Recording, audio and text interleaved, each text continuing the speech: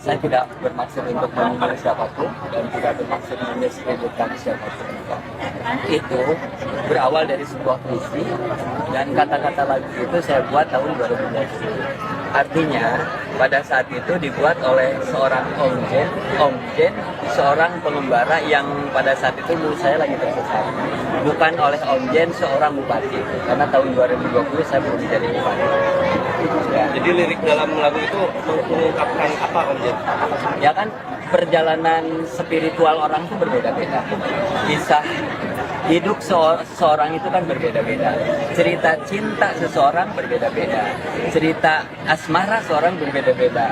Cerita rumah tangga seorang berbeda-beda. Termasuk cerita tentang pengembaraan hidup saya.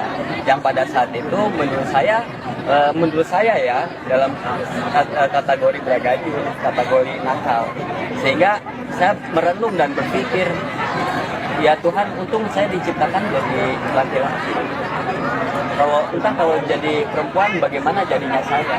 Itulah yang mau saya ungkapkan pada saat itu. Karena saya jadi laki-laki pun pada saat itu rambut saya kan panjang. Apalagi jadi perempuan. Kan gitu ya.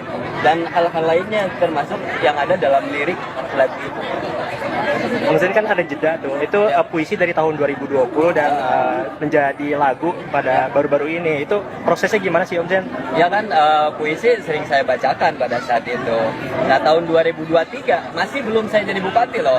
Ada seorang seniman, Om, ini kita aransemen jadi lagu ya, kan gitu. Ya oke, masalah. Tapi saya nggak mau bayar ya, saya bilang saya gratis. Ya oke. Nah, lahirlah sebuah lagu, Lalaki Langit, Lalanan, Bejat, yang saat ini menuai kritik dari berbagai pihak. Atau sebagian pihak ya. Setelah ada somasi juga dan proses yang lain, apa tindakan ke depannya dari Om Zen? Ya, kalau untuk tadi kata-kata yang dianggap bahwa itu kontroversi, saya minta maaf. Tapi kalau untuk somasi, karena kaitannya ini dengan somasi, saya jadi harus konsultasi dulu dengan Roger Samuel. Gitu ya. Apakah ini kemudian ditekan, karena kan belum ada pelarangan ya tentang lagu itu. Jadi saya harus konsultasi lah, nanti akhirnya nanti sama atau nanti Roger saya menceritakan tentang lagu itu. Dalam proses pembuatan video klip itu berarti tidak ada keterlibatan ASN ya? Ada, orang situ kan juga ditayangin juga di TikTok saya pribadi, akun pribadi, Instagram pribadi, YouTube pribadi. Pemirsa, Bupati Purwakarta Saipul Bahri bin Zain dikecam publik usai mengunggah lagu ciptaannya yang dinilai merendahkan perempuan. Bupati Purwakarta meminta maaf dan mengaku tidak bermaksud menyinggung pihak manapun. Gusti tos nyiptakeun kuring jadi lalaki, cacat menjadi awewe SMP kelas 3 tos karuron 7 kali. Bupati Purwakarta Saipul Bahri bin Zain jadi sorotan usai mengunggah sebuah video berisi lagu berbahasa Sunda di media sosial pribadinya. Pasalnya, lirik lagu berjudul Lalaki Langit Lalanang Bejat dinilai merendahkan kaum perempuan. Anggota Komisi 8 DPR RI Atalia Praratia turut buka suara. Ia mengaku geram dengan lirik lagu yang dianggap tidak pantas.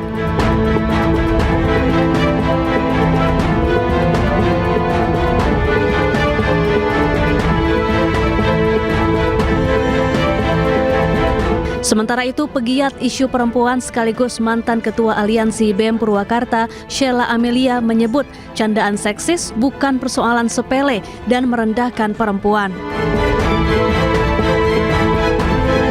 Usai lirik lagu ini viral, Bupati Purwakarta Saipul Bahri bin Zain meminta maaf.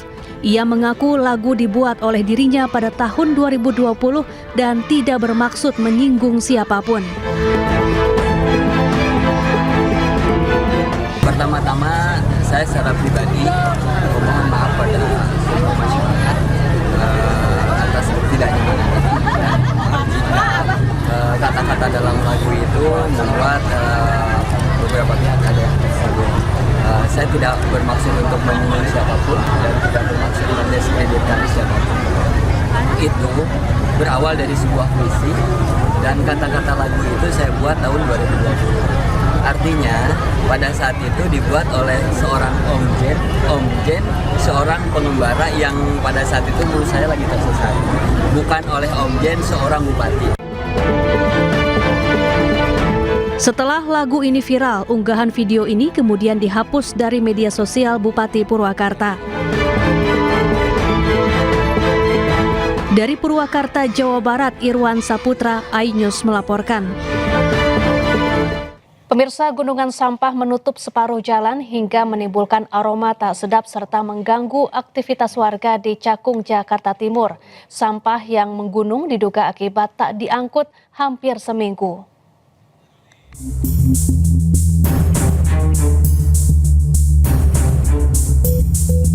Sampah yang menggunung ini diduga akibat petugas tidak datang dan mengangkut sampah hampir 1 minggu di Jalan Gang Swadaya Albo, Cakung Barat, Cakung, Jakarta Timur.